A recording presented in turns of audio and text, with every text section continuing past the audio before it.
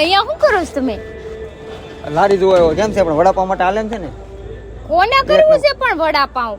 અરે આપણે જ કરવાનું છે, કોને શું કરવાનું છે? આખો દી તારે કઈ કામ ધંધો તોય ને બીજું વડાપાવ લારી કરી દે એમાં હસવાઈ જા. એટલે કામ ધંધો ન હોય, ઘરે કામ હોય, છોકરી છે નાની, બધુંય જોવાનું હોય. હું એ વડાપાવ ની લારી કરીને તમે દેહો મને? છોકરીને તો મમ્મી ઉપર રાખી લે એની ઉપાધિ નથી, પણ તું કઈ કામ ધંધા આગળ રહે ને તો મારું માથું ન ખા. મૂળ તો મારી ગણતરી એવી સમજી. એટલે હું હવે તમે મને વડાપાવ બનાવવા બેહાડશો અહીંયા? સવાલ હતી વડાપાવ ગલ ક્યાંની ક્યાંય પોગી, તું આમાં ઈ આમાંથી આગળ વડાપાવ આવી. ગલ ભલે પોગી, મારે નથી પોગવાની છે, મારે ઘર પણ હાસવાનું મારી છે. એવી આશા છે કે તું આગળ આવી એમ. ભલે હું આ રહી તો ગમે એટલો પણ તું આગળ और આવી. આશા ઈ છે કે અને તું મને કાંઈ થોડી ફ્રીડમ મળે. છૂટ એટલે મળે. હું આખો દી અહીંયા વડાપાવ બનાવું એટલે પોતે સોરના માથાની જેમ રેખડા કરે એમ? મારા તરફથી જેટલા મારા ઘરે કશે ને મોકલી ઉપાધિ ઘરમાં તું.